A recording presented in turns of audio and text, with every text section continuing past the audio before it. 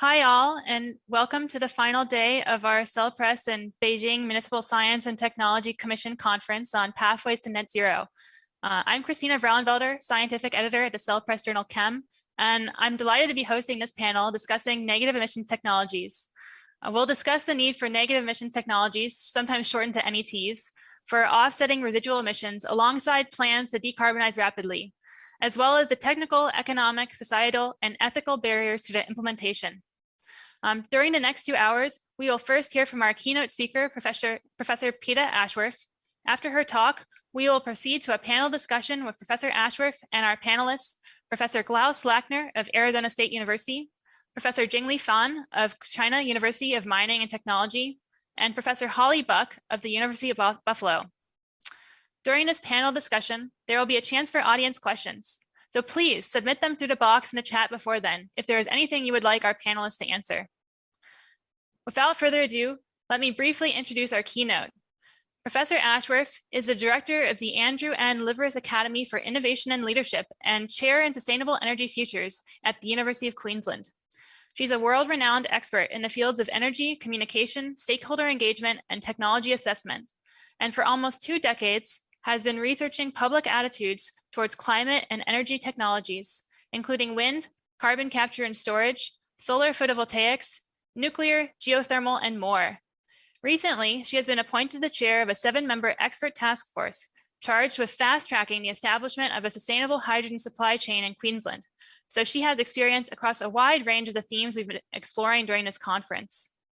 In her keynote, Professor Ashworth is going to set the stage for our panel and discuss the debate on negative emissions technologies and their potential and limitations in the world's plans for offsetting residual emissions.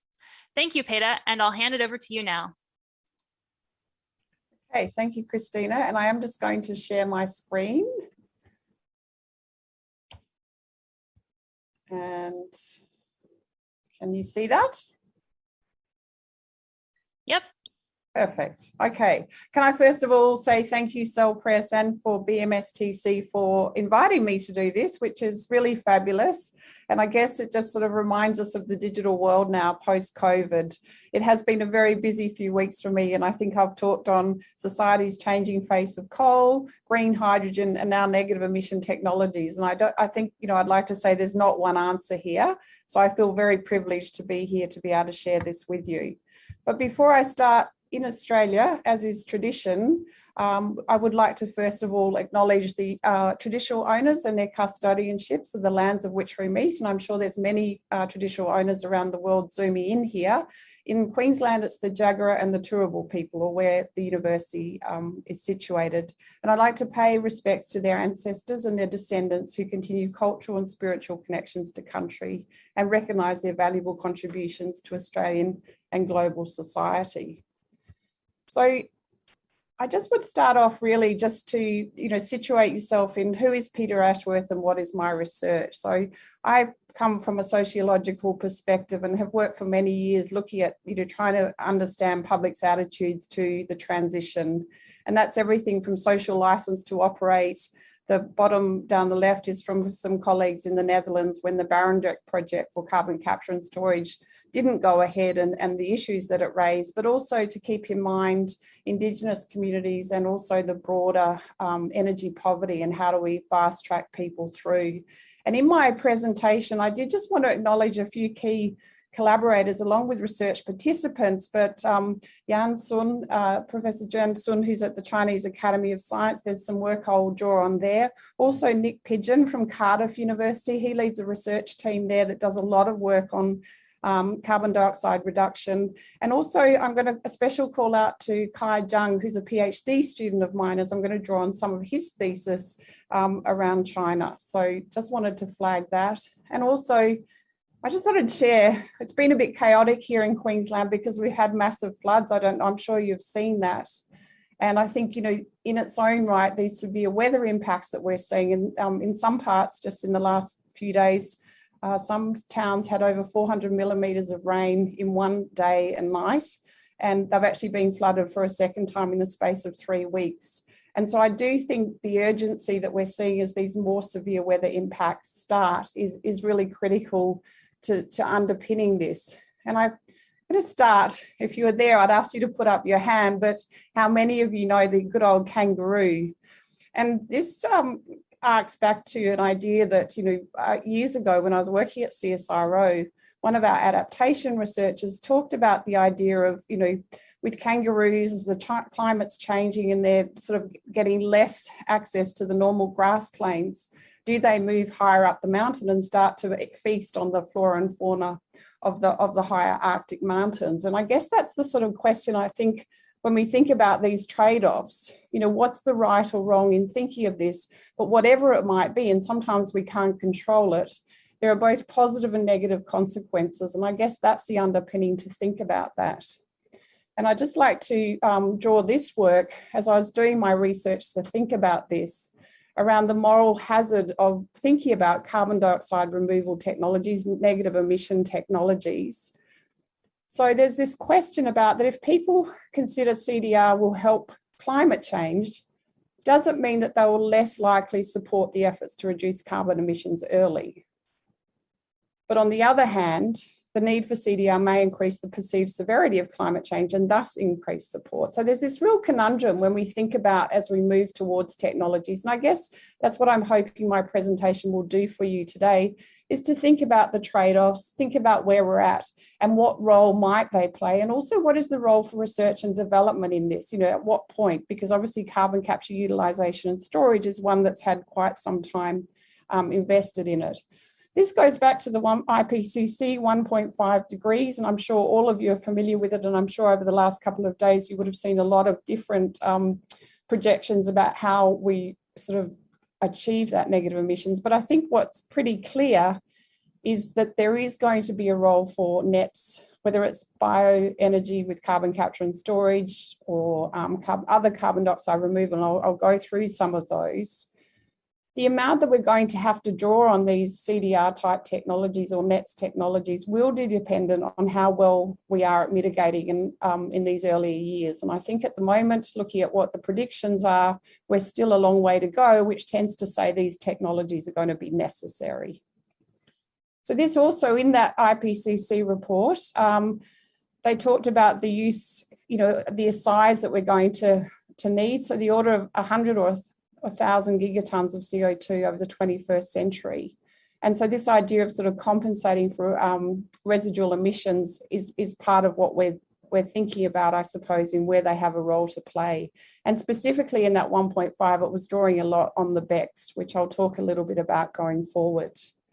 But also this sort of the balancing between the two of what can we do now as to what is coming forward. And so I guess the idea that we know is within these technologies, some are more advanced than others, and then how they're perceived, both in their costs, the risks and the benefits, will actually make a huge difference as to how effective they can be.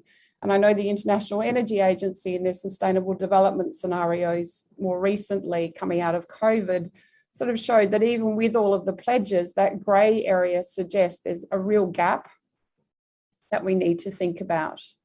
So, and I think we've seen actually the emissions profiles is rapidly increasing post-COVID as well. So it is a challenge.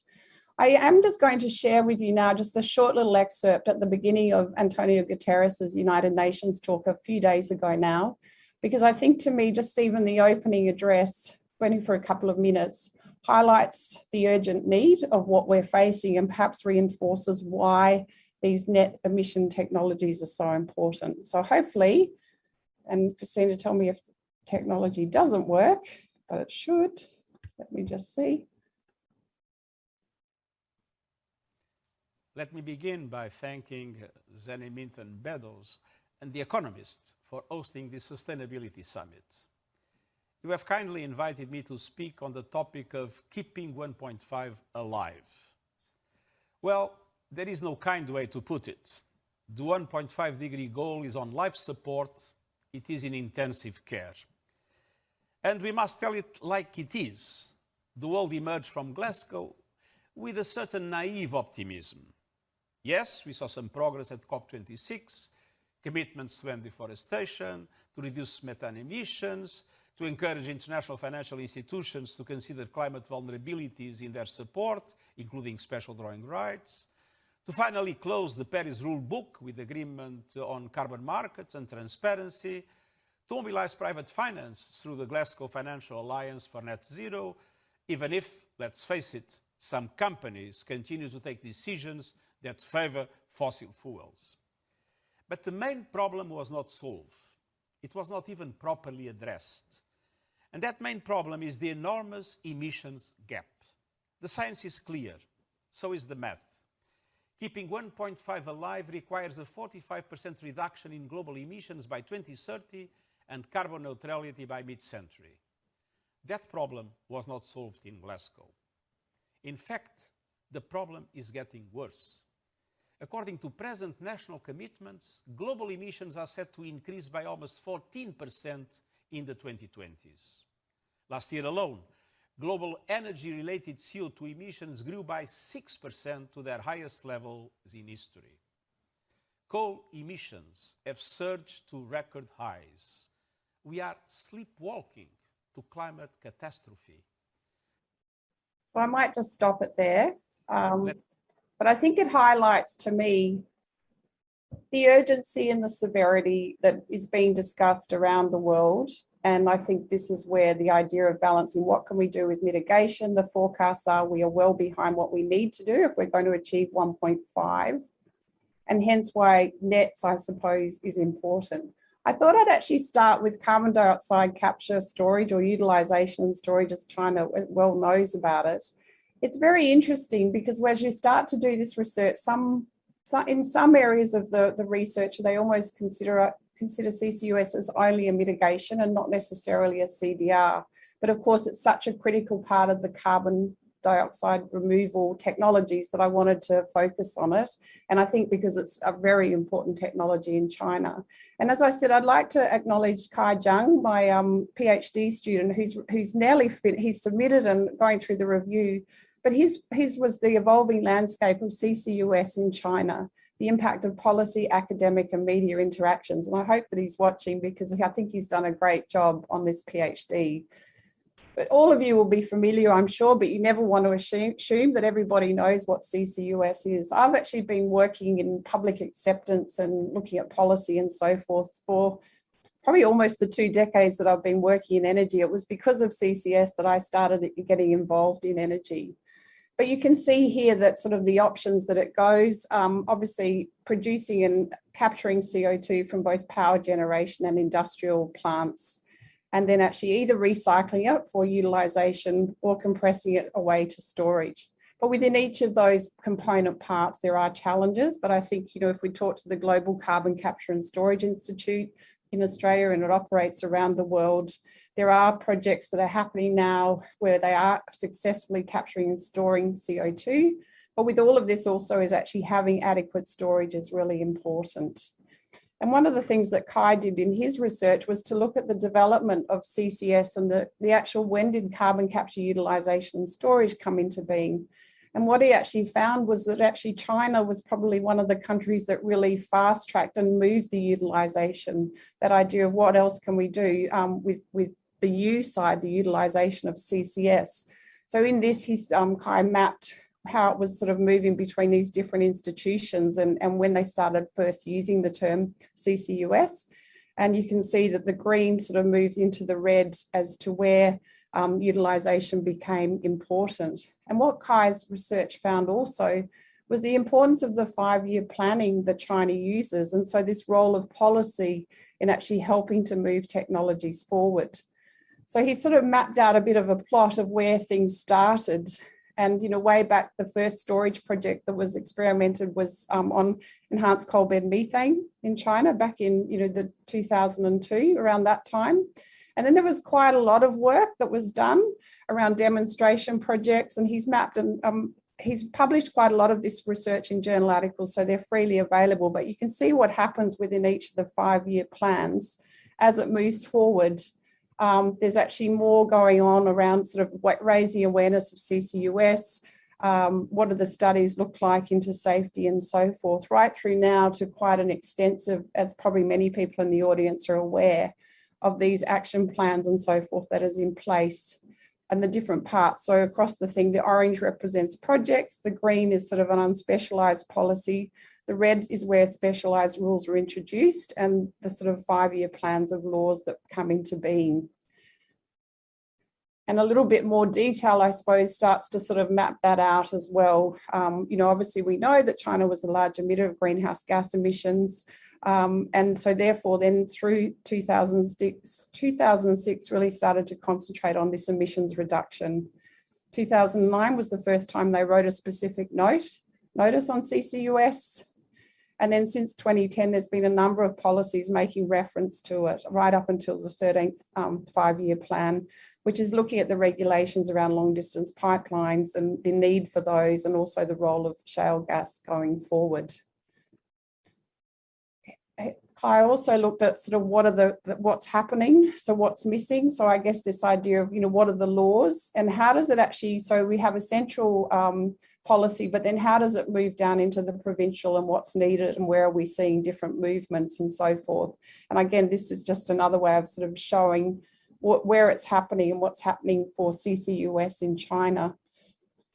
And I guess this sort of looks at where we're at. So I think one of the things was quite amazing was that Kai was be able to plot the increase in research based on the 5-year plans and how effective that is and how that's influencing research and engineering practices.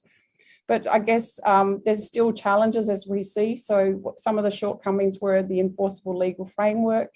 How do we make sure there's enough information to operationalise projects? Market stimulus and obviously price on carbon is something that's being talked about around the world, and we know that China's got things going on in there. And subsidies, is there a role for subsidies? In Australia, the federal government has subsidies for CCS, but the state governments don't. So he made a number of recommendations there, which I won't go into detail, but it just gives you some ideas of where things are at. I did also want to share some research that we did where we've done some national surveys. So this draws on research from Australia, China and UK. So again, Yan Sun in the Chinese Academy of Sciences Psychology. And I just, you know, we look at public attitudes and how strongly do you agree or disagree with these technologies on a scale of 1 to 7, 1 being strongly disagree to 7 strongly agree. And you can see that carbon capture and storage, you know, obviously renewable energies are always the preferred when it comes to the public, but in China, it was a lot higher, or, you know, significantly higher than perhaps it was for Australia and UK. And when we looked at that, it seemed that the Chinese public seemed to think that it was going to do a lot for air pollution, and that was something that was important, whereas of course, actually CCS is really reducing carbon dioxide emissions and not so much air pollution per se. So that was just a little excerpt on CCS or CCUS. I did just want to sort of take you through some of the definitions, and I'm drawing on this work, as I said, from Nick Pidgeon's group, Elizabeth Koch, Spence, and also Thomas, because I think that, and I recommend this journal article if you're not familiar with the technologies, because they map out quite nicely the description, obviously, but also what are some of the challenges. So we know there's the natural afforestation, reforestation, soil carbon sequestration, wetland restoration are some of the things that sort of have been used and trialed before. But I guess the challenge here is, can we get them at scale? And obviously things like land use conflicts for reforestation, agriculture, the fact that fires and droughts can release CO2 stored and so forth. You can read there some of the examples. Do the soils eventually reach saturation? If they're disturbed later, then obviously you're releasing the CO2 and so forth. But the technologies, I guess the other ones that we're sort of thinking about, obviously, which is bioenergy with carbon capture and storage. And I'll talk a little bit about a project that Drax in the UK has done. So this idea of biomass closing the loop for electricity generation or hydrogen production if it's done, and then actually capturing the CO2, as we said, for carbon capture and storage. There are some challenges though, again, the fuel versus food incentive for biomass production, the environmental impacts potentially of intensive growing. So where do we get that biomass from? And also the challenge of storage, making sure there is enough, that it can be safely stored, but also enough storage. Biochar is another one. And then terrestrial enhanced weathering. We don't hear a lot about this, but the work that Nick and his team did, so this idea of rock weathering processes. But obviously, there are uncertainties in scale, I guess. So each of these are at different technology readiness, and I'm sure the panel will probably have views on which ones are more near term and so forth. Direct air capture, I've got a little video from Climeworks of the work that they're doing. So this idea of actually capturing air directly and then storing it away. Cost effectiveness can be challenging, but I think Climeworks are pretty excited about what's happening for them, and then even ocean acidification. But each of these come with intended and unintended consequences. So where do we see BECCS starting to be utilised is probably Drax, and they're very proud. They've got a great sort of information on their website about it. So they've actually really proactively reduced their overall power generation. And one of the ways that they've done that is actually by deploying bioenergy with CCS at the power station. And they actually manufacture the little pellets that then go into the coal-fired power, what was the coal-fired power station for burning to reduce emissions. I think I've said most of that. So yeah, they started out with a smaller one and then did a pilot project with MHI, and that's now actually being commercialised going forward as well. So I think this BECCS is something. I've got a student looking at some of those issues here for Australia as well. But again, there's an assumption around the role that the CCUS plays within the BECCS process. I've got another little short video on the Climeworks, which shows their journey on direct air capture, which I'd like to share. And then I'll just wrap up with some of the ethical considerations that I suppose we might think about going forward. So we'll try and play this one, which I think should work. Climeworks carbon dioxide removal via direct air capture technology is the only solution that exists and is able to reduce atmospheric concentration of CO2 in a scalable manner by capturing CO2 from the air and storing it permanently underground. Climeworks Orca is the first plant ever in commercial operations for direct air capture and storage that starts serving customers today. Every ton captured from Orca is one that is immediately not contributing to global warming. Climeworks is a frontrunner of direct air capture. Let us first reflect on the last years. In 2017, we celebrated a pioneering moment, the launch of the world's first commercial direct air capture plant in Hinwil, Switzerland. With this plant, for the first time ever, it was possible to capture CO2 directly from the ambient air. But what were our first uses of air-captured CO2? Well, we recycled it for products in a circular economy. For example, as a fertilizer in greenhouses, or for bringing the fizz into sparkling water. What makes Climeworks' direct air capture technology truly unique is the fact that it also enables to completely remove CO2 from the air, and thereby achieve negative emissions, when combined with a safe and permanent storage solution. In the same year, in 2017, we launched another direct air capture pilot plant, this time in Iceland. The plant was called Arctic Fox. For the first time, our direct air capture technology was combined with a storage solution, in this case, Carbfix rapid underground mineralization process. Thereby, the CO2 is captured from the air and removed safely and permanently as it turns into stone. Back then, in 2017, the objective was to pilot the process. We aimed at collecting learnings and data to expand and improve the technology. The ultimate goal was to enable a fundamental scale-up of this much-needed climate solution. Arctic Fox had a yearly capture capacity of up to 50 tons.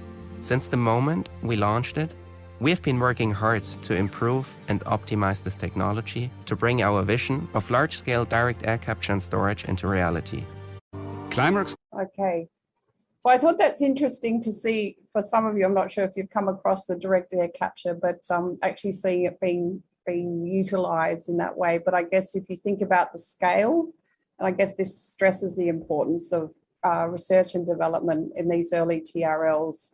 And then, does it become cost prohibitive? Does the price on carbon change? Those sorts of things. So I just thought I'd spend the last few minutes thinking about, well, what does it mean for society? What does the work that we've done in our research tell us? And there's a lot that comes up around the ethical trade-offs. And one of the things that we find is a key influencer is obviously the risk that people perceive. So obviously there's objective risk, but also public perceptions of risk. And in the social sciences, it's actually often the perceptions that is believed as realistic, and that can really impact whether a technology sort of moves forward into the acceptance and deployment.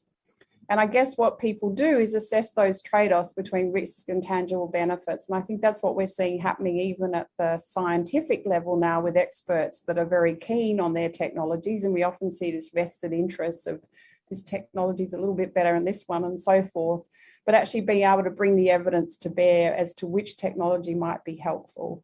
Obviously, if we're talking about sustainability, you know, the intergenerational equity, so how do we consider the rights and duties of future generations, and how we do, and I guess going back to Antonio Guterres, you know, our carriage and of the earth today and our responsibility. The other thing is issues of distributive justice. So quite often these projects, it comes up that local communities who are hosting such a project with perceived risks or potential risks, they feel like they have sort of their it's unfairly distributed. So they're bringing about global benefits from reducing emissions, but they're carrying the burden at the local level. So it's really interesting to think about, well, what are the benefits for local communities with these projects? And how does that help when you're actually moving projects forward?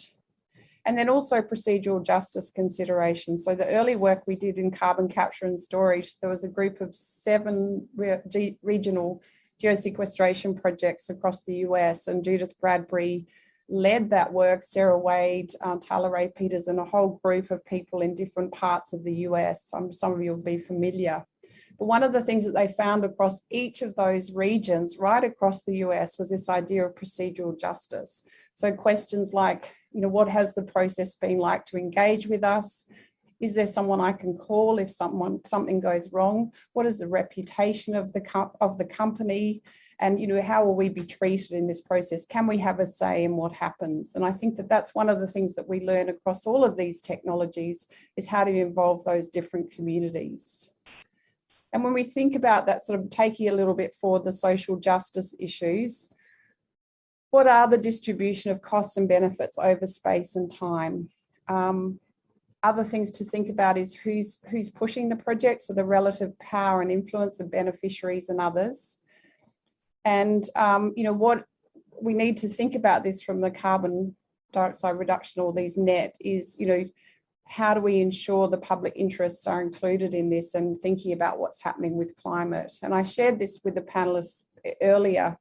A good friend, John Gibbons, who does a lot of work on the CCUS Guangdong project, UK Guangdong project, and we were talking about the role of some of these negative emission technologies. And he's, you know, because I was expressing concern, this was a few years ago, and he just said, well, wouldn't you rather know the potential of the technology and any consequences arising from its use through early R&D, rather than waiting for a time when we need them due to slow progress on Paris and we implement them untested? And that was a really nice sort of bringing it together as the role of R&D, because obviously they're done in controlled environments, and we can start small with pilots, which is what we're seeing. And when you look at DRAX or we look at the Climeworks examples, there is progress being made on some of those technologies. And then I did just want to reference the work by Naomi Hoyt-Smollen and Steg, the Dutch researchers. They've written a fabulous paper that looks at sort of what gets into the acceptance of technologies. And they talk about this idea that, you know, there's sort of 3 public responses.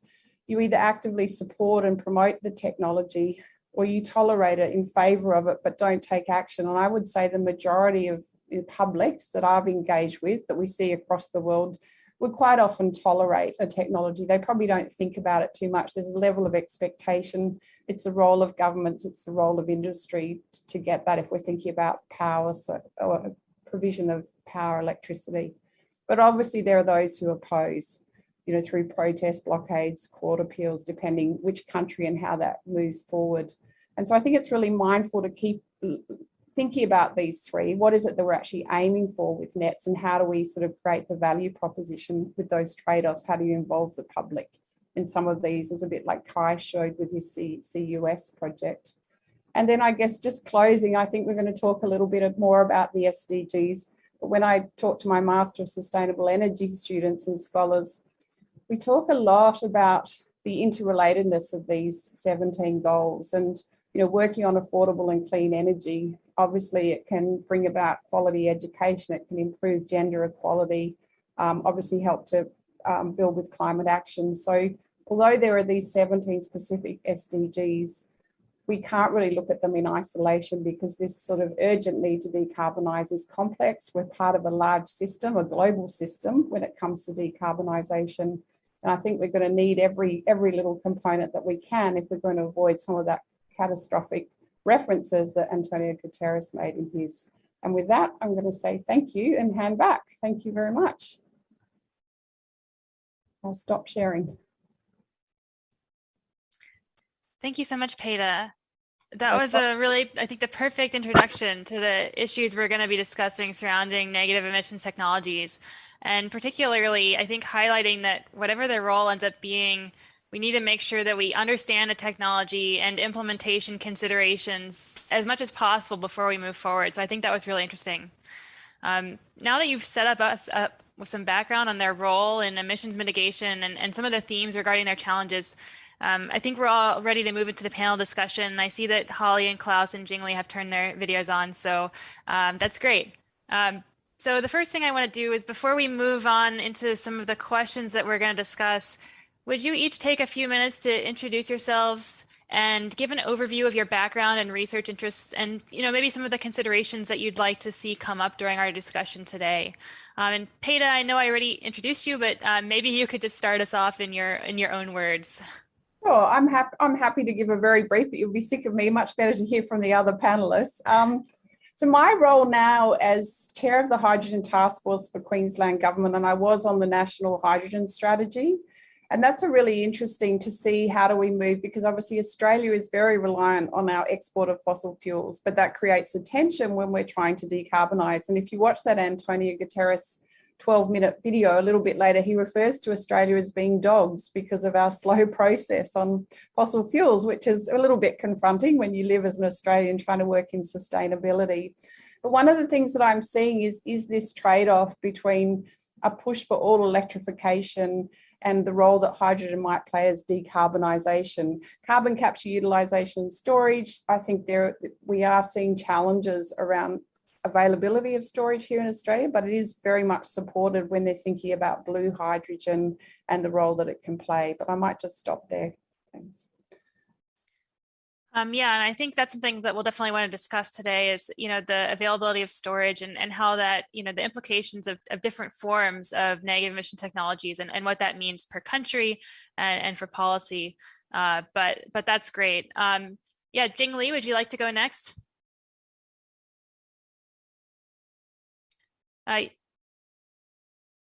You're muted, I think. Sorry. Yes. Oh, we can hear you now.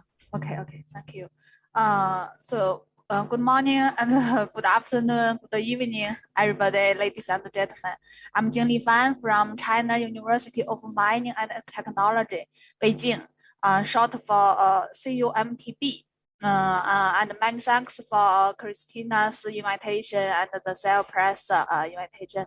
It's my great honor to attend this Cell Press Beijing conference, especially on the net zero beyond and the negative emission technology section. My research interests include that the energy and the climate change economics, CCUS potential and investment decisions, and the climate change vulnerability for the energy sector.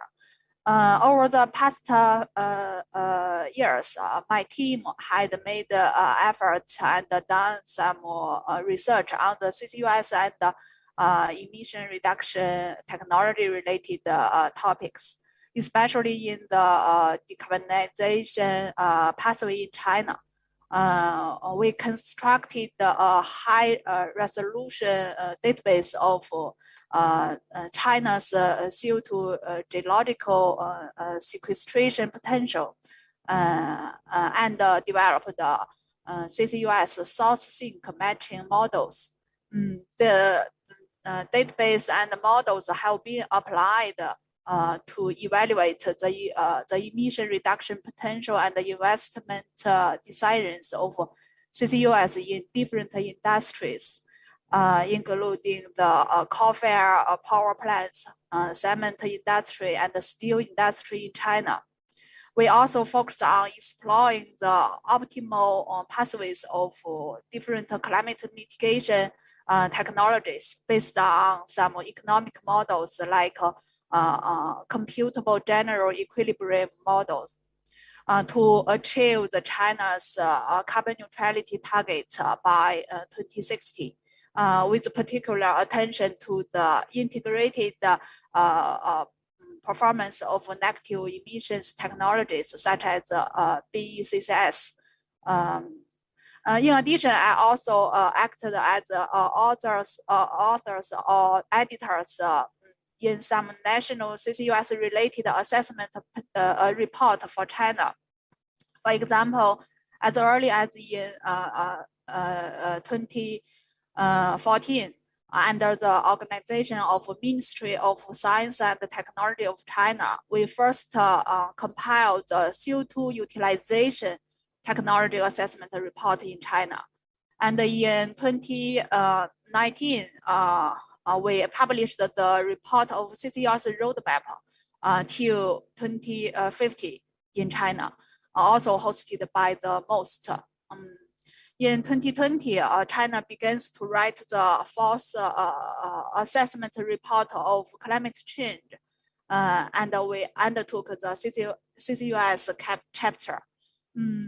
And you know, we very recently China's MOST is compiling the national roadmap of carbon neutrality technologies. We are also the contributors. In this roadmap, the CCUS and negative emission technologies are included as one of the 8 categories, technology categories. So maybe in the following discussion, I will focus on some more situations about the NES in China. Okay, that's all. Thank you so much, Jingli. I'm really excited to hear from you about some of that modeling you've been doing about citing carbon storage and also about the economic roadmap for rolling it out. I think that'll be a great addition. So thank you so much for joining us today. Yeah, Klaus, would you like to go next? Thank you very much for having me here. It's a great honor to speak on this panel. I got into the story of managing carbon quite early. I was in the early 90s. I had realized, I was at Los Alamos back at the time at the National Laboratory. I realized that the world needs a lot of energy. I was somewhat contrarian, pointing out that we have plenty of fossil fuel and we are not likely to run out. Instead, we will run out of environment. And the amount of CO2 in the atmosphere was piling up. Half of the CO2 stays in the air, but the surface, the mobile carbon pool, gets simply bigger and bigger. The carbon doesn't get out. So we have to figure out how to stop this. Ultimately, it's a waste management-like problem. We are extracting carbon from the ground in order to get energy, and the CO2 is just the byproduct, and we just randomly dump it into the atmosphere because we don't know what better to do with it.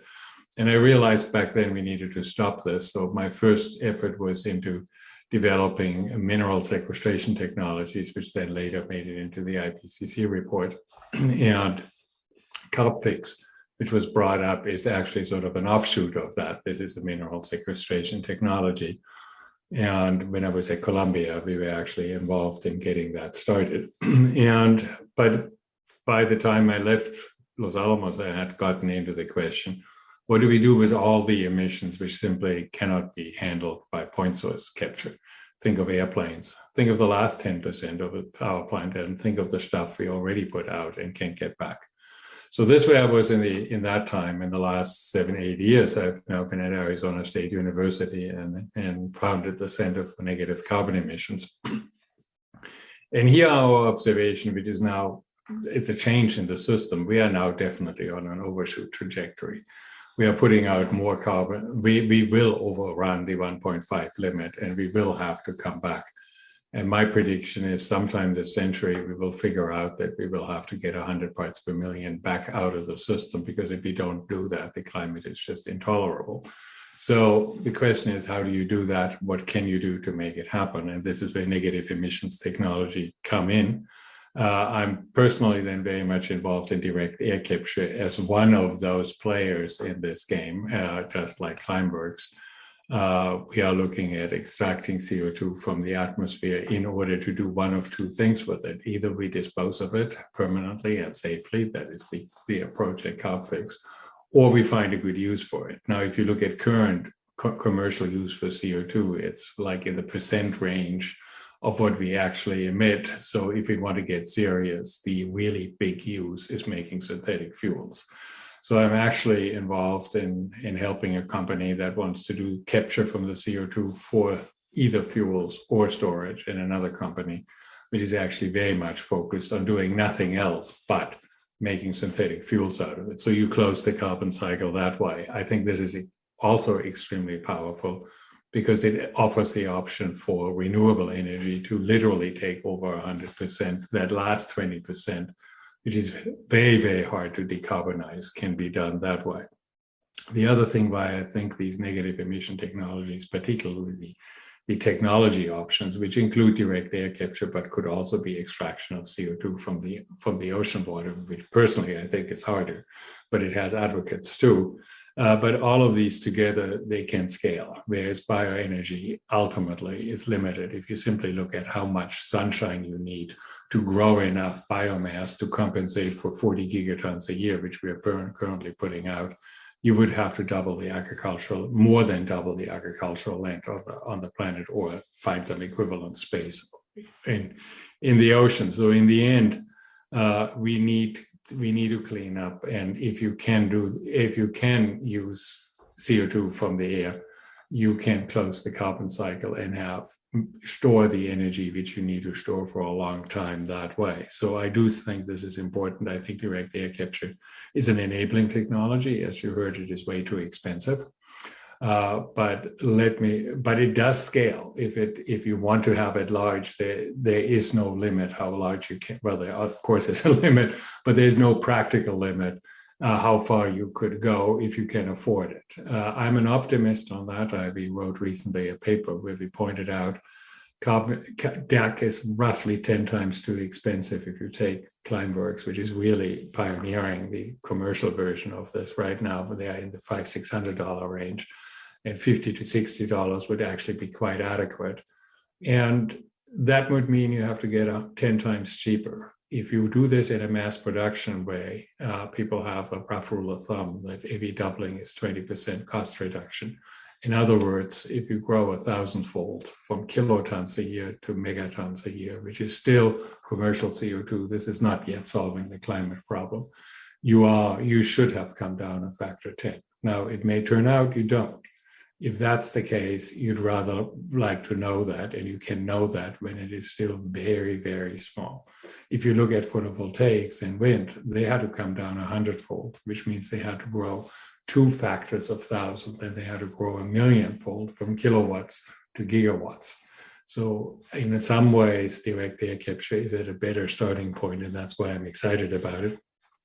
And ultimately, I believe that mass production will win and things are small. And I think this is helpful with social justice, because assume you have small systems which you can literally afford in a small village, and you make enough fuel so that you can make it through the winter or through the night. And you can now choose whether you like this technology or not, because you don't need $1 billion company to come in and tell you what to do. I think from that perspective, this opens up a lot of doors. The other is these net technologies separate the polluter from the group which provides the solution. And I think that's very important, because if you are an oil company, you always see this as a drag on your bottom line. If you are a Climeworks, you see this as an advantage because you have something to sell. And while rationally people in an oil company may understand that, at the bottom line, they don't like doing it because it's a drag on the bottom line. So find people who really like it. So imagine this becomes an export good. You can do this anywhere in the world and put CO2 away and get paid for it. And suddenly the equation changes. It's a commodity you can buy and sell. And we will have to buy, in my view, 100 ppm, which by the way is 40 gigatons, which is the current emission for roughly 40 years. So that's the scale we are talking about. It's actually much larger than the IPCC has said, because they are hoping to keep things still on a lid on. But if you start to get serious, we have 40 gigatons of emissions right now. If we were to grow for till 2100, we will be 5 times larger at current rates. And if we reduce the problem to the last difficult 20%, that's again 40 gigatons a year. And if you want to clean up in 40 years, it's again 40 gigatons a year. So these are serious numbers. And that's what we're working on. And I hope we figure out also the social science and the policy issues which need to be solved in order to make this happen. Because I think they are harder. Yeah, I completely agree with you, Klaus. We chemists and engineers can make a solution, but we still need to be able to roll it out in an equitable way. But you've touched on a lot of ground here, and you know, scaling up carbon dioxide removal technologies, especially given how we're undershooting our pledges for the Paris Agreement, is of huge importance, and that's one of the things I hope to discuss during this conference. So, thank you for covering so much ground already. And Holly, last but not least, would you like to introduce yourself and give a little bit of background? Sure. Thank you so much for inviting me to be on this wonderful panel. So I am a social scientist, and my training is in rural sociology and international development. And most recently, I've been writing about the phase out of fossil fuels. My latest book is just called Ending Fossil Fuels.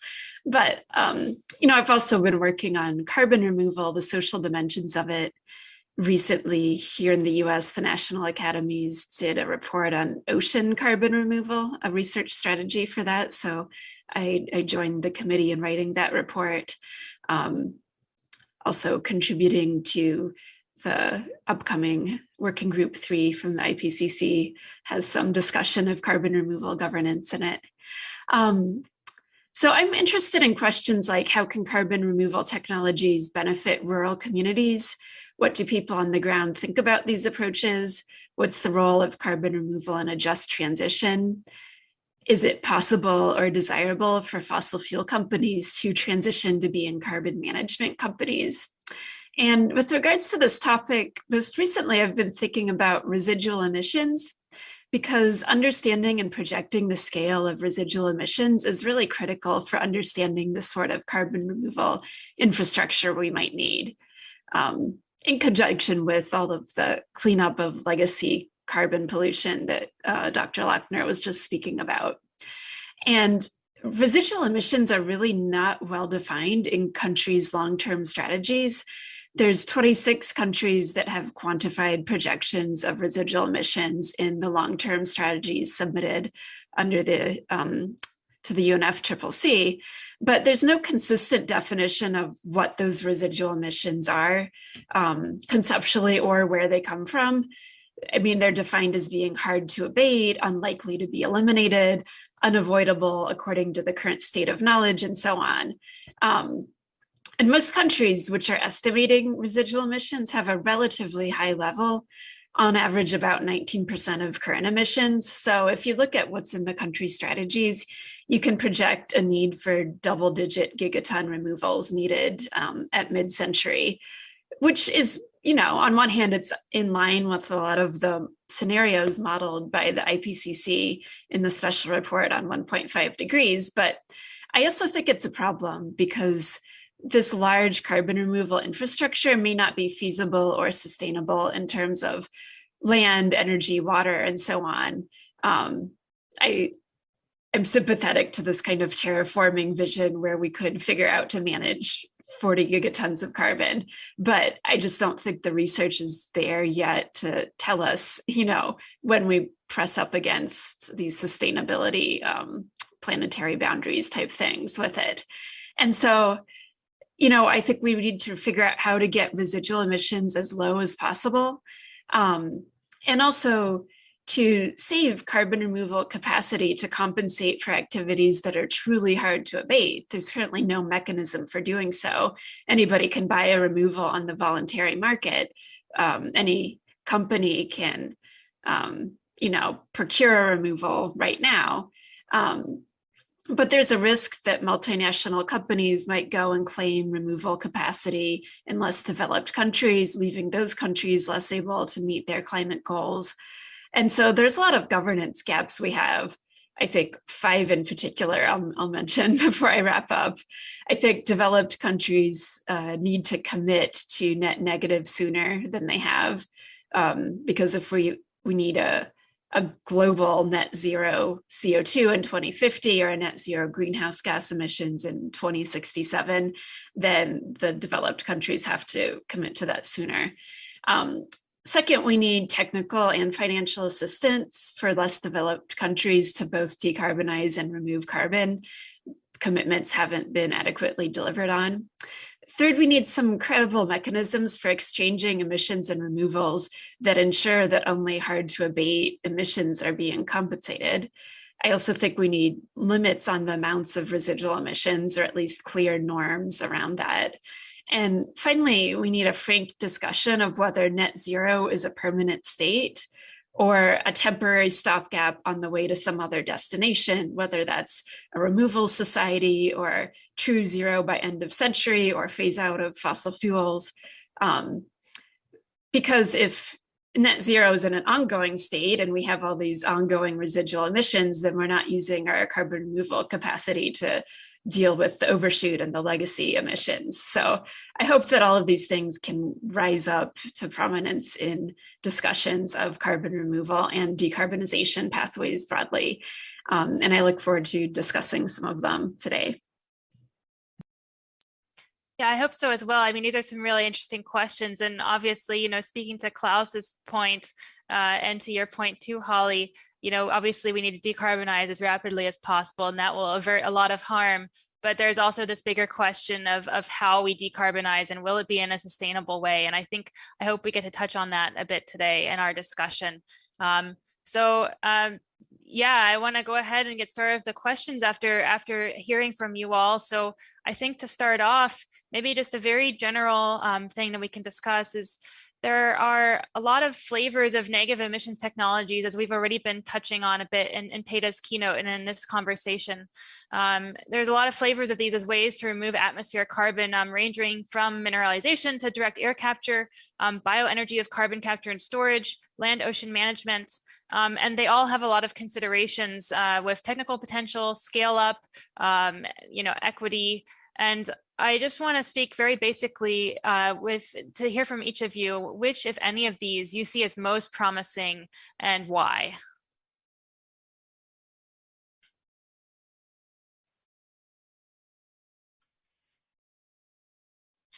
Klaus, maybe you can start us off, or Peta, go ahead. No, I was just going to say, I really like the points that Klaus made, that reflections around the sort of competing uses for bio, I think does complicate very much from a societal and technical. So Klaus, yeah, I think some of those points you made, I think, are really critical when we think about that.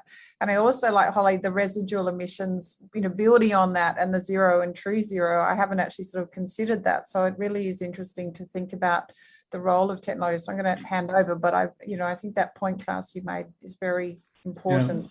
Yeah. Let me make an important point in favor of bio. Currently, the cost of technical solutions is typically still very large, except in certain niches.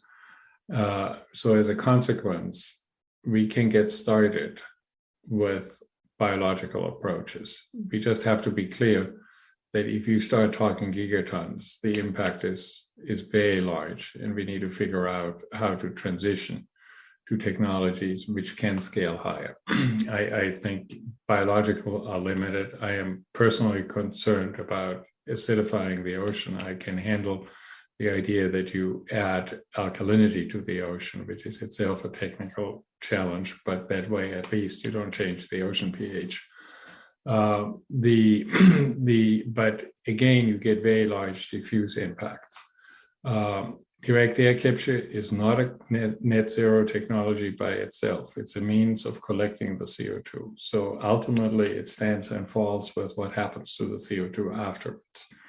Right? And if you mineralize it like in Iceland, that's a very nice way of going. If you do geological storage, in some cases that works very well, but you made the point in the Netherlands that sometimes the social acceptance can be very, very difficult. But we have to come up with this combination. My guess is that for the foreseeable future, the cost is actually in the capture.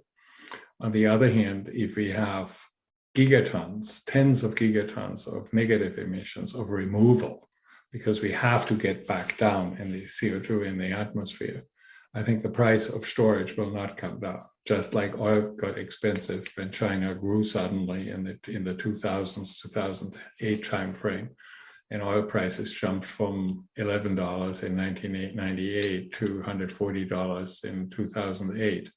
That will happen to storage underground if there is indeed 1,500 gigatons of insatiable demand. Why should I give you a break if I can find another customer? So if negative emissions get large, I think that in itself will give an enormous impetus to go to renewable energy. And I think here, direct air capture really offers a promise that if you, and this is one of the companies is doing this, they say, if we make hydrogen from water in electrolysis with a photovoltaic panel, and we have CO2 from the atmosphere, the combination makes methanol and ultimately gasoline.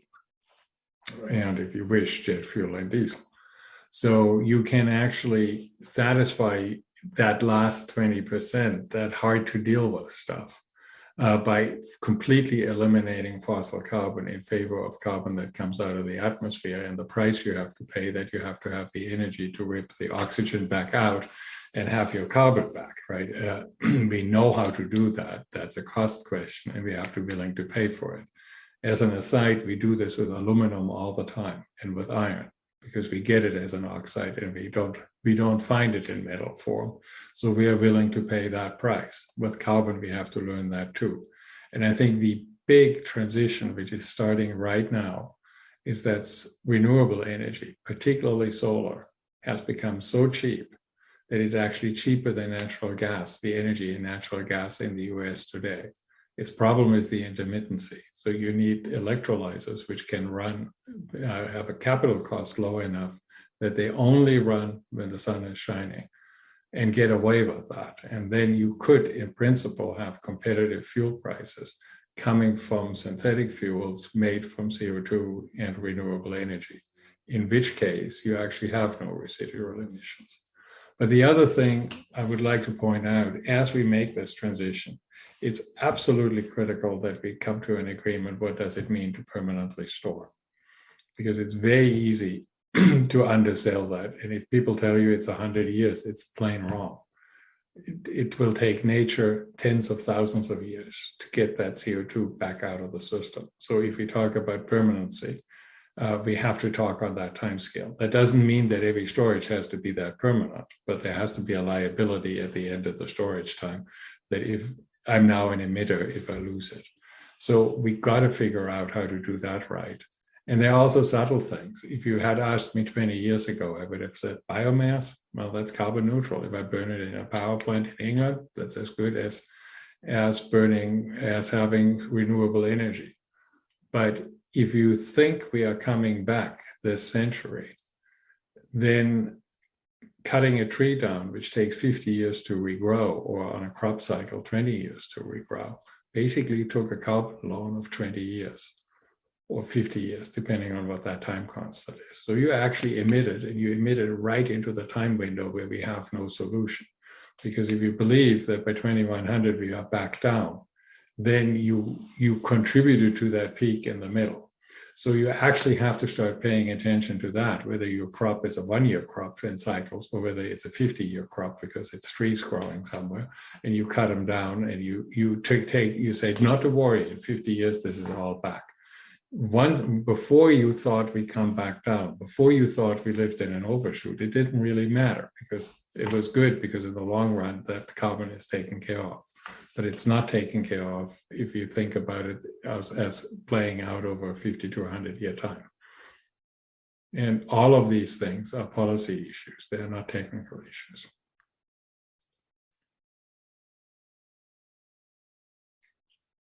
Yeah, I think that's great, Klaus. And Holly, I wonder if you might have something to add here, just thinking about this idea that we can obviously use these technologies to offset fossil fuels, but as Klaus is saying, we may, accidentally use up a promising technology's potential offsetting fossil fuels when we could have decarbonized and use that technology to account for existing residual emissions instead.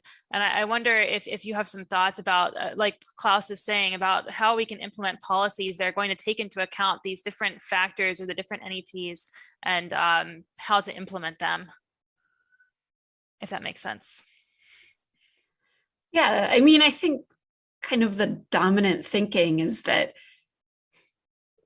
biological solutions like afforestation, soil carbon are going to be the near-term things, and that buys more time to scale up the RD&D for geological storage. And just as an aside, there was a paper that came out a few days ago. Temporary nature-based carbon removal can lower peak warming in a well below 2 degrees scenario by Damon Matthews et al., which looks at this sort of shaving the peak with nature-based solutions. And it's very complicated, the science here, because you have to think about the albedo effects of the forests and so on. But there could be temporary nature-based carbon storage, but only if implemented as a complement to ambitious fossil fuel CO2 emissions reductions. I mean, so much of this literature is just how do we buy time to do these things that we've been late on? And I think that the final thing I'll say about this and the whole question of what technologies are more promising, there's just a lot of fundamental science we need on particularly the ocean approaches, the enhanced weathering, even the soil carbon. There are things that might be promising. Ocean carbon removal is promising from the standpoint of the ocean being a large sink, but it's not very measurable right now. We don't always know where the carbon's going. And so just kind of fundamental basic research would really help in the next 10 years. That's, I think, what we should be focusing on. That makes sense. Thank you. I want to ask another potential little follow-up question to this is, it seems to me from my very basic understanding of the situation that there's some difference based by country on which negative emissions technologies are actually being considered in their net zero goals. For instance, almost everyone is considering, to my understanding, bioenergy and carbon capture and storage. And a lot of countries are considering other natural carbon management strategies, like looking at soil carbon, reforestation, and afforestation. But there are also these technological carbon removal technologies like direct air capture, mineralization. And it seems that it differs by country whether they're considering these technological solutions as well as the natural solutions. Obviously, there are siting and land use considerations that will differ by country. But can you speak to other factors that might be influencing policymakers on which negative emission technologies they might adopt? Thinking technological readiness or cost, maybe environmental concerns, or even public perception?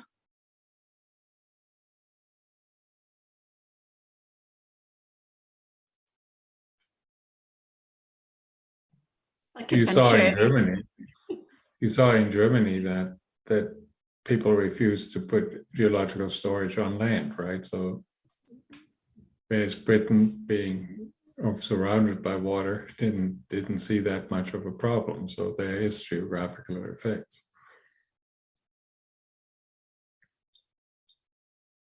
Yeah, I think countries will increasingly assess the technological carbon removal ideas, but first they have to have more political actors on the same page about it. And so I think in reality, what's going to influence what countries adopt is the organization of certain political interest groups, whether that be agribusiness or the forestry sector or the fossil fuel sector. So that, as well as regimes for monitoring and verification of these things, I think will also play a role in potential adoptions. And obviously public perception will play a role, and equity and environmental justice concerns should play a role, but we'll see how it all plays out. Of course. We also could imagine that two identical countries will end up in different places because there's a certain randomness of who wins a particular argument. And given that this is all so early, this can fall one way or the other, and it's sometimes very hard to predict. And right, Yes. and of course I imagine that one country adopting, for instance, widespread direct air capture might make the technology cheaper to implement in other places. well, look at solar energy. It's a good example. Germany decided to pay heavy subsidies to get the price of photovoltaics down, and Chinese industry demonstrated that you really can do that at a large scale very successfully. And I think these two efforts combined have given us the gift of very cheap renewable energy. Without it, we wouldn't have gotten there. But I'm not privy how this happened, but I could have very well imagined this was some discussion in some ministry in Germany at some point. And if the person who won that argument would have been out sick that day, we may not have happened to get it. So it's sometimes hard to predict. Yeah. And then Jingli, I'm sorry, I think I interrupted you when I was questioning. So what were you going to say? Okay, thank you. I want to say about the that's selection for different countries. I think different countries have their own situations. Like China is a very large country and still a developing country. So the cost and the cost, the technology cost is also the first consideration, but also the the impact to economic. Whether the technology can improve the employment, improve the economy, and help the industrial development. So that's also important. And another important thing is about the energy security. Like mentioned by Klaus, Professor Klaus, if the emission reduction need is too large, so we may have to consider the large scale securation, especially in the deep formation, deep geological formation. So the large energy demand in China require the large scale negative emission technologies. For example, the electricity supply solely depending on the solar and the wind. They are all variable renewable energy. And it's hard to supply all the time on the electricity net, especially when the energy storage and the long-term electricity transmission is not mature to supply continuously. So at that time in China, there are many coal-fired power plants to supply electricity. So perhaps 100% renewable electricity is not possible at least in short term. So at that time, we need the coal-fired power plant, but they indeed emit a lot of emissions. To avoid these emissions, we have to use the CCUS to decarbonize the emissions. But the capture rate always cannot reach 100% totally. So at that time, we need to achieve their net zero electricity supply system.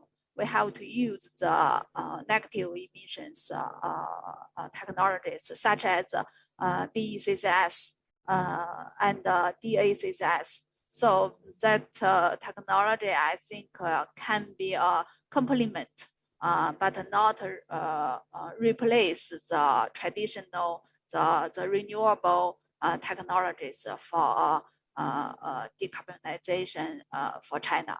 So yes, okay, that's all. Yeah, I think that's a great point that obviously, when you're talking about pairing something like this with a power plant and you can't capture 100% of the emissions, then obviously there'll have to be a complement for another technology. That's a great point, Jingli. Thank you. Kristina, I might just the idea that it is context specific, I think is really important. What country, what is the legacy energy, if we're talking energy, but not also the industrial processes.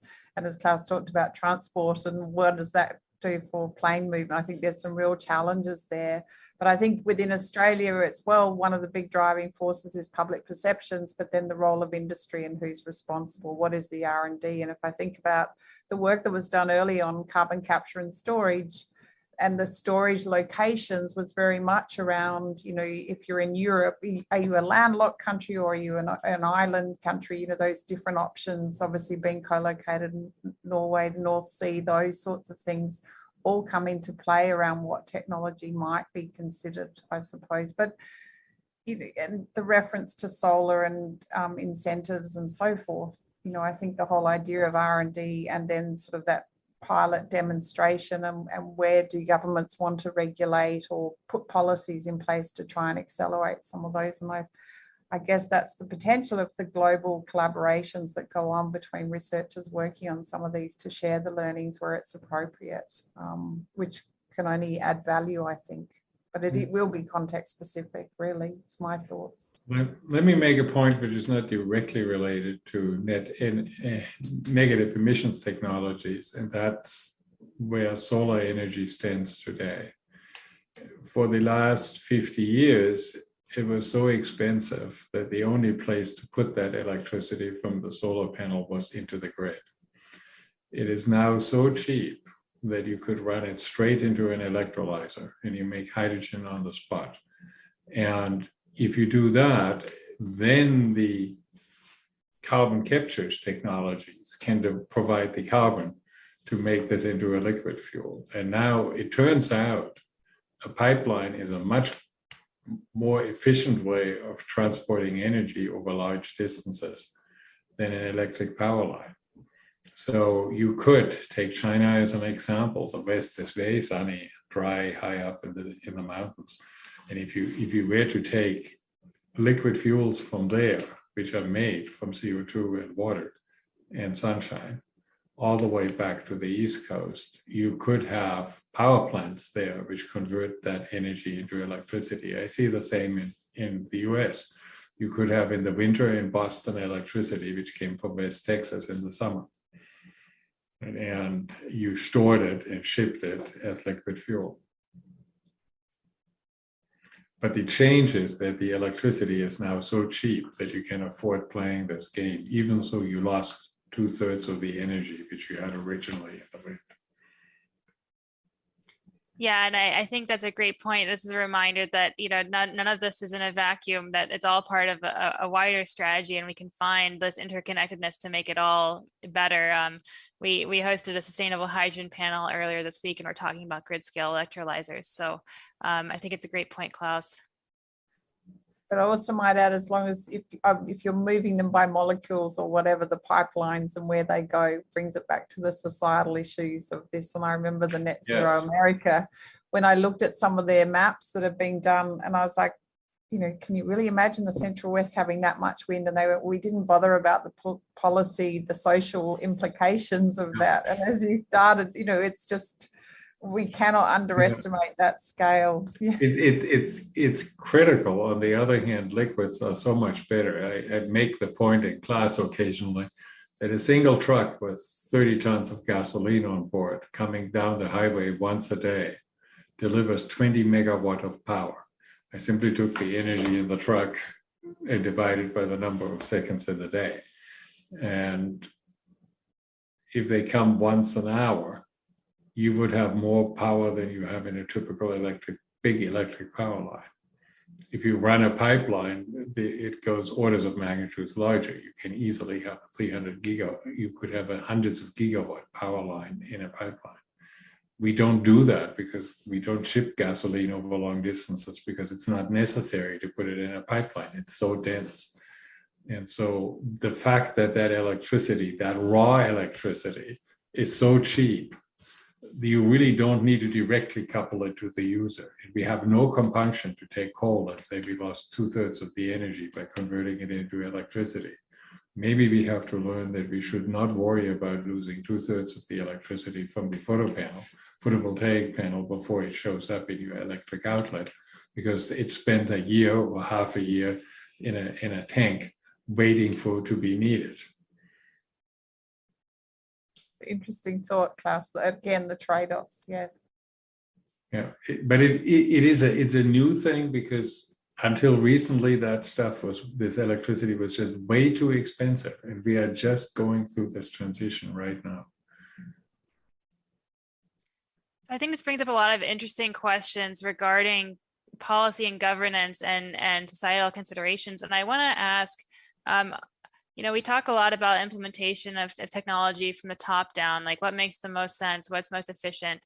And I think that the way that these technologies are likely to be implemented at the political level, if we don't take into account some of the issues that you're raising, Peta, is quite different than they might look otherwise. And I want to ask, what are some of the tools policy-wise in terms of public opinion and things that we should be looking at to guide implementation in sort of a thoughtful and ethical way, if that's a question that makes sense?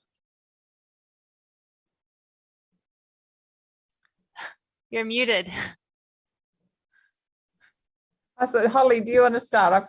Because I gave the plenary. I think it's a good opportunity for everyone else, and then I'll jump in. Sorry. I mean, you could answer this question on a lot of different scales, both, you know, local, regional, national, international. I think in terms of the local scale, assessing, like actually talking to the communities to assess not just the risks, but what the potential benefits might be, writing community benefits agreements that make there be tangible benefits besides just jobs. Too often people use jobs as a stand-in for benefits from projects, but there's a lot of other potential things, new infrastructure, new funds, whatever that community is interested in. So I think that could help. I think these procedural practices around engagement done thoughtfully could help, but they're also not, you know, a quick fix, or won't necessarily take you to the goals that a project developer might want to see.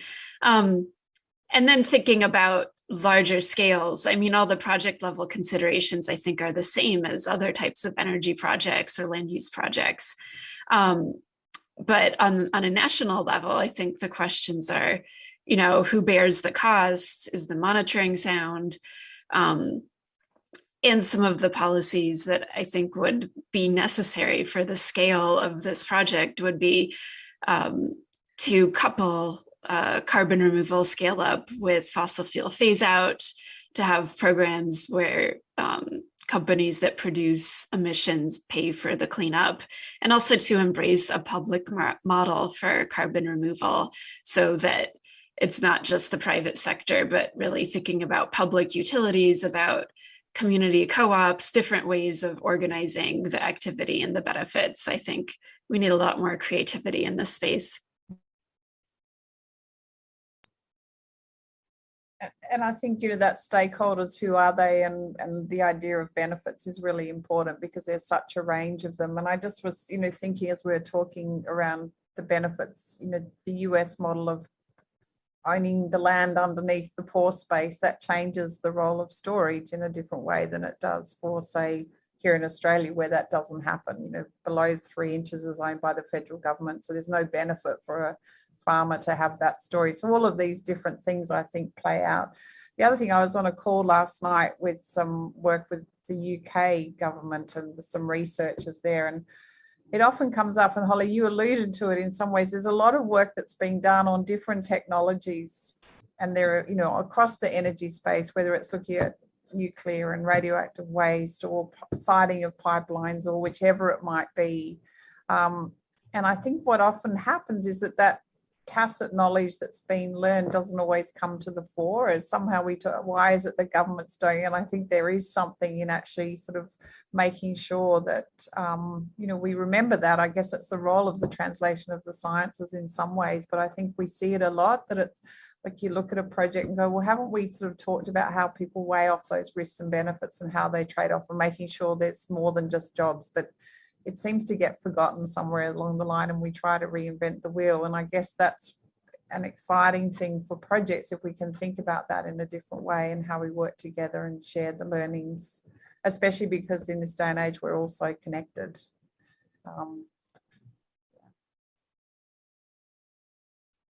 Yeah, absolutely. And obviously this is going to look very different than international level. And even at the national level, I know that this will differ from country to country. And in the US, talking about public utilities and who owns what infrastructure can often be a tricky idea. I used to live in a town in Colorado that was in the process of trying to buy back their infrastructure so that they could make all the energy in the town renewable faster than the state was implementing. It was a real effort of litigation to do anything about it. So I'm sure this will be different, for people based in the US versus what we're looking at in China and elsewhere. I'm sure that there's a lot of interesting questions to be asked there that we won't even have time to get into today. But thank you for giving us a little bit of an idea there. I think maybe we can talk about another ethical question here, one that I think is often at the top of people's minds when thinking about negative emissions technologies. And that's this idea that it comes back to public perception, I think. Thinking about companies like ExxonMobil, which has a long history of hiding the role of emissions in climate change and diminishing its risks. And they're now highlighting their efforts in carbon capture and storage as a route to lowering their emissions while maintaining fossil fuel production and use. And I think opponents of negative emissions technologies often highlight this when discussing their concerns that they could serve to obstruct or displace other decarbonization efforts, especially renewables. And I think there's also a fear that negative emissions technologies will be marketed as a viable climate solution, only to have this risky bet exposed if we aren't able to achieve their technical potential and end up having emissions overshoot our targets. And I want to ask you what you see as the ethical route forward for the use of negative emissions technologies here, and if there's a need for mitigating this public perception, perhaps, and also if this is a myth or if you think there's some truth to it.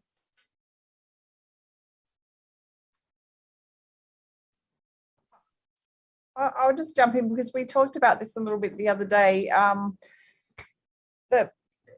There's a book recently released by Paul Polman around trust, or called Net Positive, which is looking at this regenerative society. He's the former CEO of Unilever, so it goes beyond energy. But one of the chapters, and I've just been re-listening to it, is about the role of trust and transparency. And he just talks about that trust is in decline across society. but how important transparency is in trying to build trust. And in actual fact, he gives an example that in this day and age, with every employer almost having a mobile phone and access to social media, there's not really anything you can hide. And so it's actually an important sort of fundamental, I suppose, in thinking about that. One of the things that often, if we look at the debate that comes up, say, for example, in Australia, where we have a large reliance on fossil fuels, but huge renewable energy resource, and there's lots of state government policies moving towards the renewable side. But, you know, this transition of the fossil fuels and so forth, and in the low emission technology strategies there, they're not necessarily talking about negative emissions, but obviously capturing CO2. But, you know, the idea is that, you know, from a renewable energy for electricity generation and power, you would go with renewables, but maybe the CO2 capture is going to be necessary for industrial process. And the objections that many of the environmental groups and so forth is around you're not elongating the fossil fuel in that way, you know, so making sure those distinctions, To be a little bit cynical, I would point out you can hide in plain sight. And if you look at the discussion in Exxon, you need to read the fine print. They are leaving out Scope 3 emissions. Scope 3, yeah. In other words, they can reduce their emissions to zero and double the oil they sell. And that CO2 which you burned in your car doesn't count, right? So that is not transparent, right?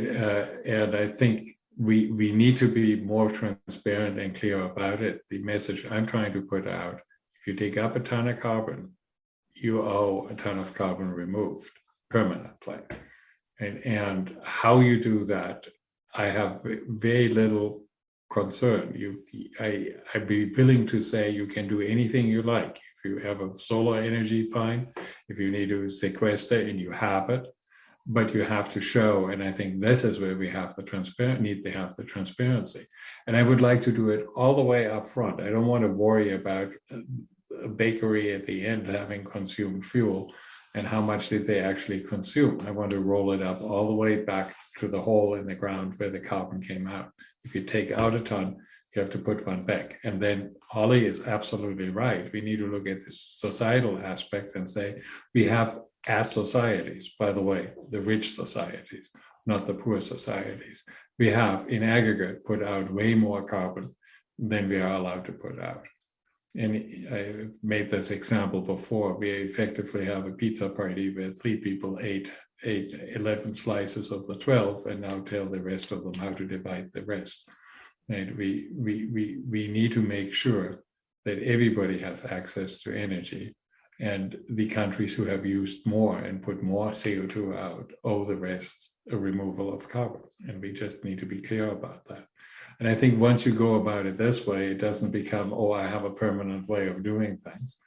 And in the end, if we really clean up after ourselves, I'm happy. I don't have to prescribe how exactly you did that. And I think getting into a fight with old companies who only go bankrupt if you tell them they have to do it themselves is probably not worth our time. Klaus, it's a great point. Do you think the public understands Scope 3 emissions? No, and that's why Exxon can say this, right? And I think we need to be loud and say, this, by the way, Beyond Petroleum 20 years ago did exactly the same thing. They say, we are going to reduce our emissions dramatically. And by the way, we are going to sell more oil because that's not our problem. That's the consumer's problem. I don't have a choice unless I buy an electric car, I will emit that CO2. And I want it to be cleaned up before I get that gasoline into my tank. And that basically says when the oil comes out of the ground, for every gallon of gasoline, 20 pounds of CO2 have to be put away. And if that's done, things are balanced. As a matter of fact, I don't even have to trace through the economy anymore because it's taken care of the moment it came out. And where I really will have to pay attention is that the carbon which you put away or allegedly put away is truly put away and doesn't come back in 5 years from now. Or if it does, that you stand up and say, okay, now I have to store it again. I have to restore it a second and third and fourth time. And once you do that, then the cost of the various options will not all be all that different anymore.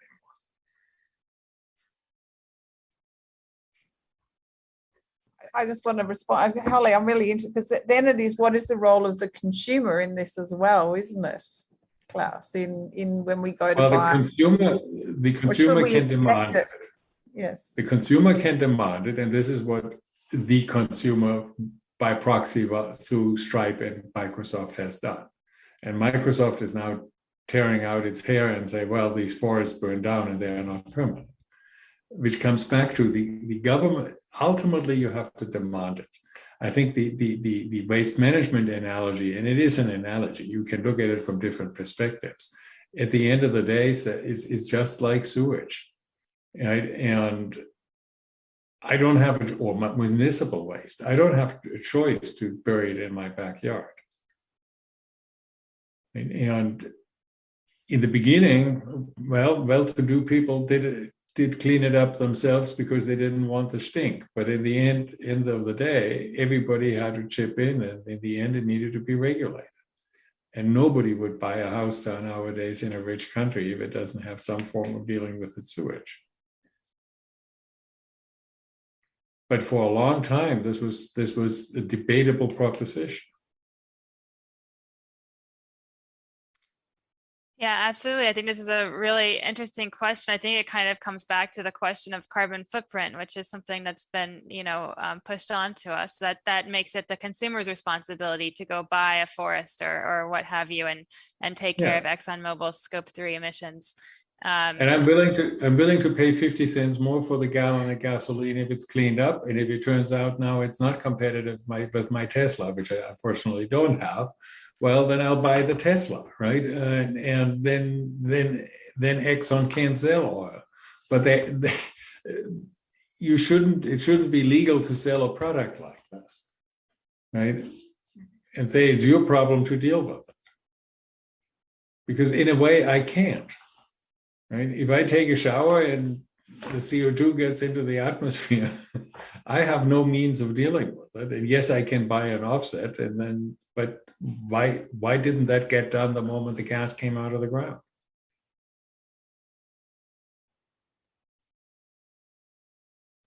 And then the extra cost will favor alternatives which don't make it. But years ago, I got into this discussion, and this goes to the moral hazard. And the counter argument was, well, but people won't stop using this stuff because it doesn't cost so much to deal with it. So is our goal to fix the CO2, or is our goal to stop people from using fuel, right? And that is a different decision. And as long as we are clear what we want, I'm even happy to go either way.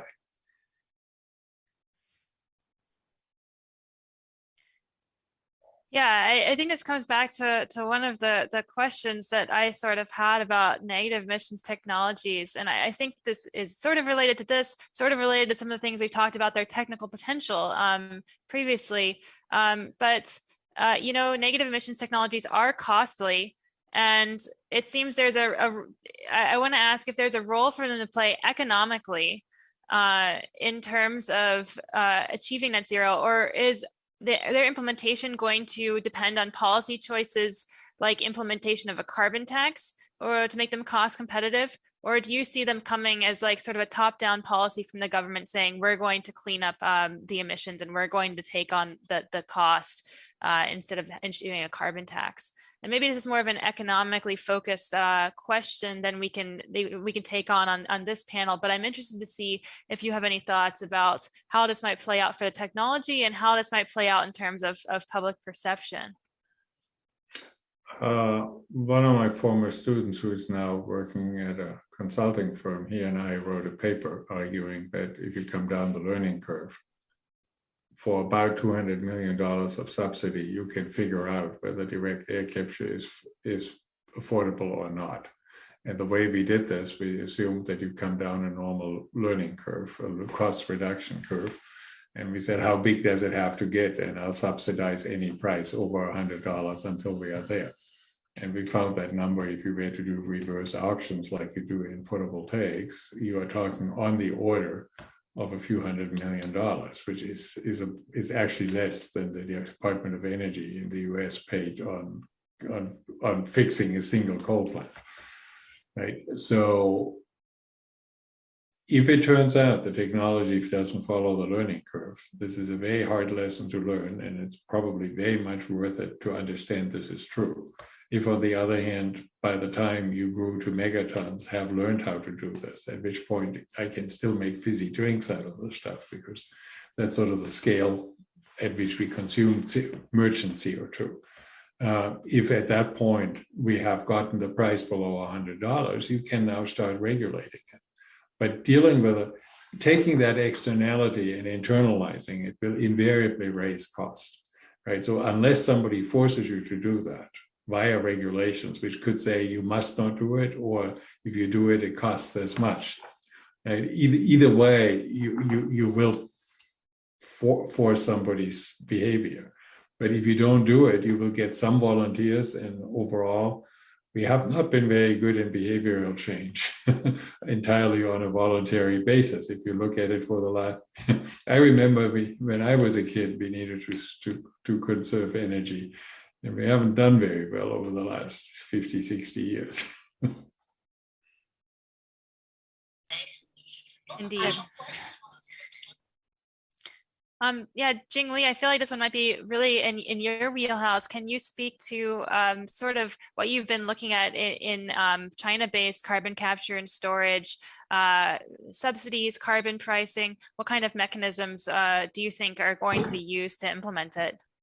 Yes, yes, I think the how to say scale of the NICE depends on the technology and both the technology and the economic aspects. But they are related. You know, the carbon capture storage technology is the most part of the cost of the CCUS is the carbon capture technology. But you know, the cost of carbon capture could be reduced significantly if the new generation of the capture technology. But that need more investment, especially R&D investment. So I think the direct investment from the government and the private capital is important to decrease the technology, the NES technology, to follow, in order to make them to follow ideal learning experience. So that's one important, but you know, it's still very high for the cost. But there are many successful experiences, especially from the US and the solar and the wind technology.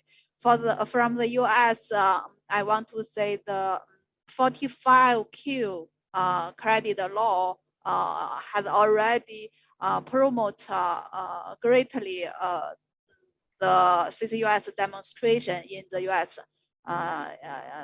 So of course the subsidies degree is very high, up to $50 per ton of CO2.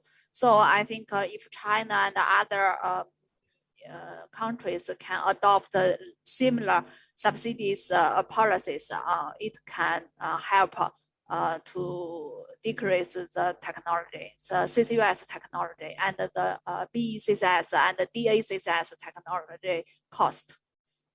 This is the one experience.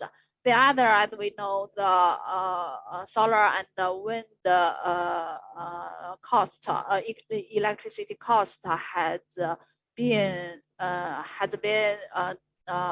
decreased in the past decade, maybe more than 50%. That's greatly due to, at least in China, due to large subsidies from government. So at first, the enterprise could get a larger share the subsidy for the electricity supply. So, but after the cost has been lower, the subsidy can be cancelled. So I mean that in the stage of a new technology, it need really the subsidies from government. No, whether to the R&D and the development of to improve the acceptance of the enterprise. So that's all. Yeah, I think that makes a lot of sense. Obviously, government often plays a huge role in bringing technologies up to a certain readiness level and filtering the chaff from the wheat, so to speak, in technologies. Thanks, Jingli. So I want to go back to ethics a little bit, but this time take kind of an international perspective of it. I think we've kind of touched upon a lot at the national level and the community level, but one question that I see talked about with negative emissions technologies is that in scenarios where they're enabling the continued lifestyle of what we can call the global rich, the top 10% of whom emitted nearly half of the world's carbon emissions in 2019, and enabling the continued use of fossil fuels for longer by these people, that's sort of seen as an inequitable outcome. But some proponents of negative emissions technologies argue that they could also be used as a tool to fight for equity by enabling developing countries to catch up to wealthier nations using their fossil fuel resources while offsetting their emissions. And I want to ask, how can we evaluate an ethical route forward here? And given the cost and the technical challenges of negative emissions technologies implementation, what are some of the policy and economic considerations, and maybe even what we can call responsibility considerations from more developed nations in implementing an ethical use of negative emissions technologies?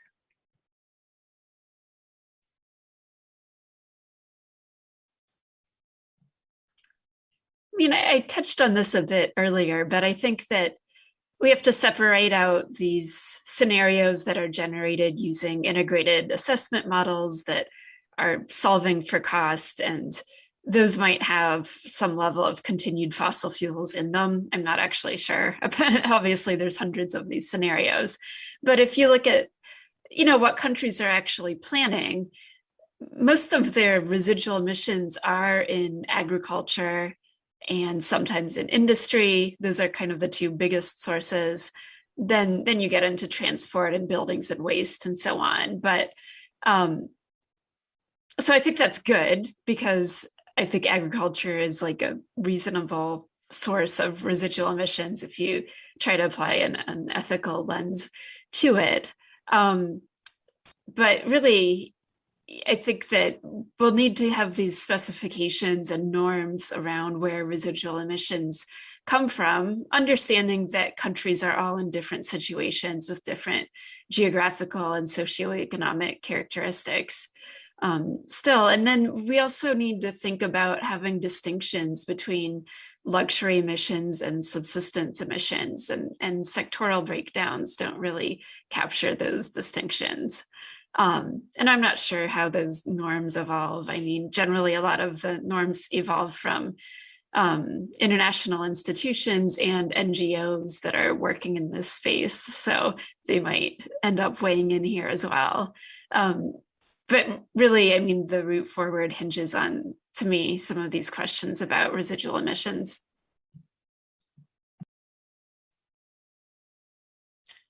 Yeah, that's really interesting. I think the distinction between luxury and subsistence emissions in particular is going to be a difficult one to navigate at the international level, but I hadn't considered that perspective before. Thank you. A twist on that is the rich countries really owe carbon to the poor countries, because we cleaned it out. If there was a pie to be divided, we ate most of it. So maybe a poor country which is in poverty and barely has energy to feed its people and food to feed its people.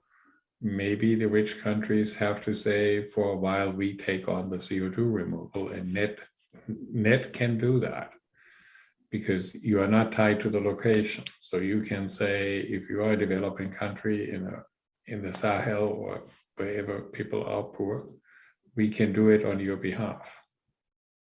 Right? And you can put a price on that. You can actually say this is help, right? And I think problems come with priorities, right? And if you're starving, climate change is not your priority. And if you are a rich country and it's a luxury thing, you actually can afford it. $100 a ton is in the US jargon about 85 cents a gallon of gasoline, right?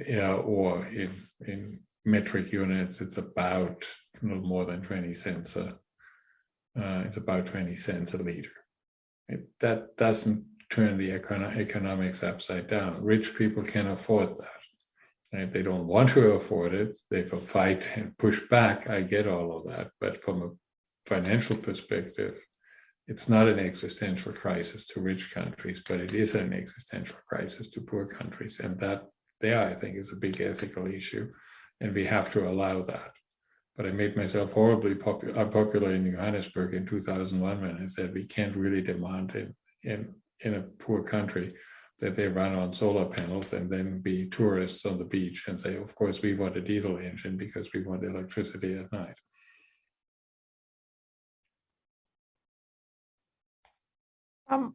It's interesting, Klaus. I can remember when I first started doing some work in public perceptions to carbon capture and storage way back.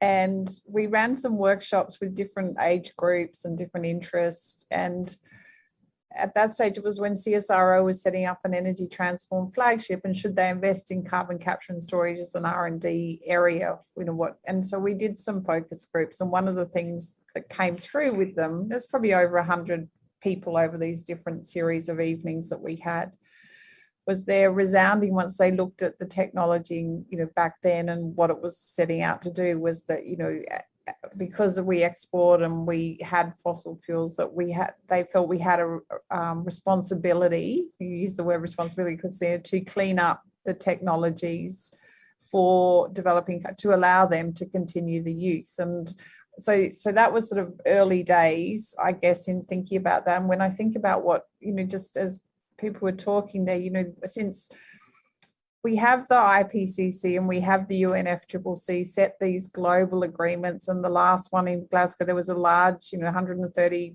trillion fund established. But the actual, how do we make sure that happens in the implementation and held to account? We had clean development mechanisms, which was trying to help some of that way of sort of managing this and making it more equitable.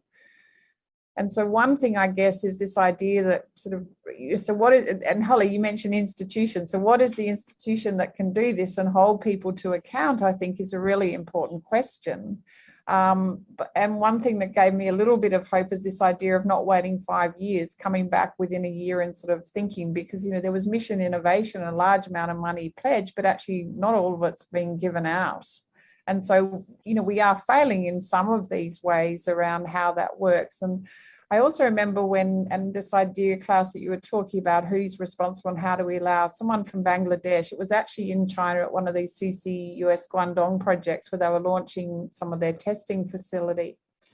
And he said to me, Peter, we've run on gas for years, but we're running out and we're going to move back to coal because, we've got to make sure we maintain, just the basics, the base load and so forth. And so, I do think we have to be mindful of these, where countries are and in that. But then also, Klaus, when you talked about electricity is cheap, the distributed model, there is also something about thinking around rethinking what does that delivery of power and energy look like across the world if we think about mobile phones and how that leapfrogged in many countries. And I think there is something there within the institutions, within the lessons learned, that we, I still have hope And, maybe I'm talking more broadly, not just nets, that there are ways that we can see that. And, I've just got a student looking at Nepal and the rollout of clean cooking and what's playing out there in context. And actually, it's not just the technology, it's these other factors, but actually understanding those. Sorry, I'm probably rambling a little bit, but that's where my brain's gone with this conversation. Yeah, I agree, though. we got to figure out there are multiple moral hazards, and one is leave the poor people poor. And actually, it's more than a moral hazard. One of the things is it creates apartheid on a global scale, which is a disaster in its own right. And the other part is we have pretty good data that countries need a certain standard of living before population growth is under control. And if you look at a sustainability and whether that is actual income or whether it's education level, which is correlated to the income, particularly among women, this is very hard to say. And I don't think people fully understand what causes population growth in a country to stop, but it is strongly correlated with a minimum standard of living. And if we cannot let the rest of the world get this standard of living, we will have an exponential growth in population. And if there's one thing unsustainable, that is it. And I'm actually very hopeful that by giving people access, make the transformation into a rich society across the board, we can actually stabilize world population. And when I was young, we had a doubling time of 25 years. Right? And you could calculate that this would lead to a disaster in the foreseeable future. And by now, we actually think somewhere between 9 and 12 billion people, we might actually stop. And that's a big change in the right direction. And let's not mess that up by saying, you guys over there can't have any energy and you stay poor. That to me is what motivated me to get into this. Yeah, I think that made so much sense, Klaus, and it's a really optimistic note. I guess if we go back to Peta's title of negative emissions technologies, hype or hope, you're definitely on the hope side with this point. I'm on the hope side. I'm also a little on the hype side, right? I'm driving the direct air capture, so I started it, so I'm clearly an advocate for it. I admit that. On the other hand, I'm hopeful that it becomes a part of a much larger thing. I don't see the world is saved by that. We have plenty of other problems. Just look at what's going on in the world right now. And you know that climate change is only one of many problems. And even climate change will have many, many solutions. But we got to get to the point where it is not admissible to dump CO2 into the atmosphere. Hear, hear. Well, this has been such a thought-provoking discussion. I can't believe it, but we only have 10 minutes left. Thank you so much to all of you for sharing your perspectives and insight, and I've really enjoyed this discussion. I want to take the last few minutes before we end to wrap this up, and can we go around again, and could each of you just give maybe what you think our audience should take away from this discussion, whether that's final thoughts on the future of negative emissions technologies research, not just technical potential, but also the environmental and equity side of looking at the future.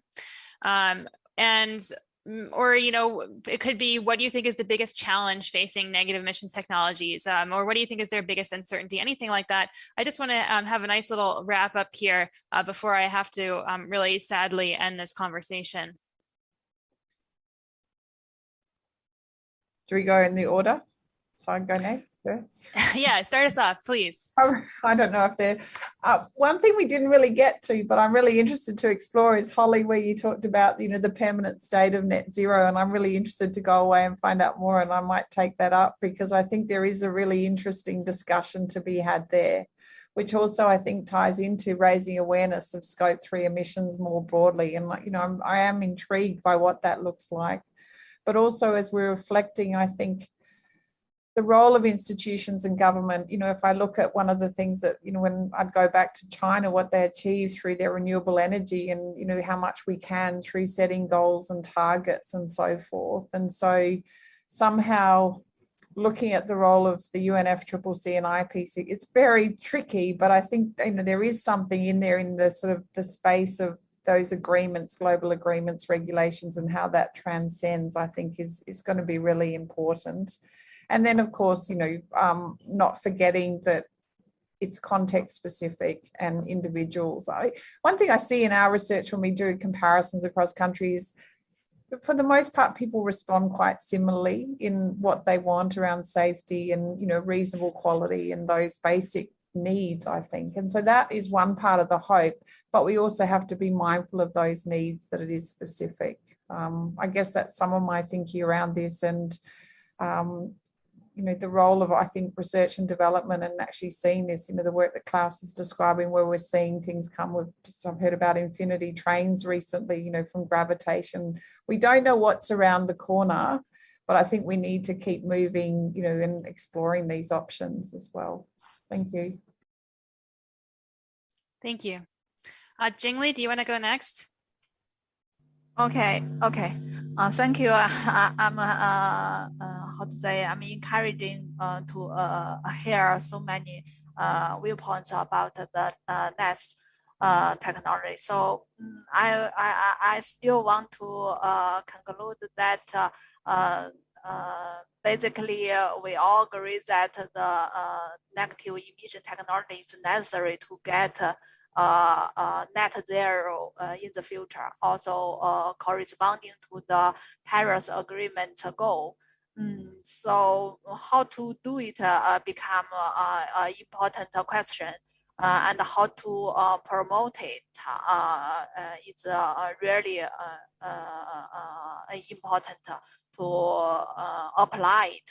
So from this side, I want to say the BECCS and the DACCS, that all they are all based on the CCUS technology. So if the CCUS technology can improve rapidly and decrease the cost, that will be benefit a lot. So I think the government, including national government and the international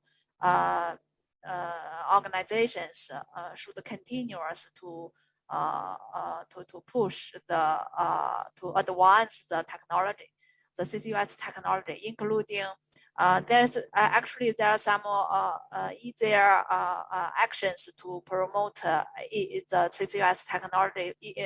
For example, developing the CO2 utilization technology to add some benefit for the enterprise, and we should follow the US action, like design a very how to say very competitive pipeline web. So that also can share with the transportation, the CO2 transportation. And the cluster, CCUS cluster is also important. Cluster can contain many emitters, especially the larger carbon intensive infrastructure. So that's all measures can be taken, and secondly, I think the how to say, the selection of location, the technology location. For example, the BECCS, we all know the environmental impact is concerned by public, especially the land and the water how to say, competition. So we should carefully select the location, maybe the location and the type of the biomass, maybe the biomass residue, for example, the agriculture and the forest residue is proper to be selected. And for the insufficient biomass area, I think the marginal land can be used to plant some more energy crops. So that's important to develop the BCCS. And about the DACCS, I think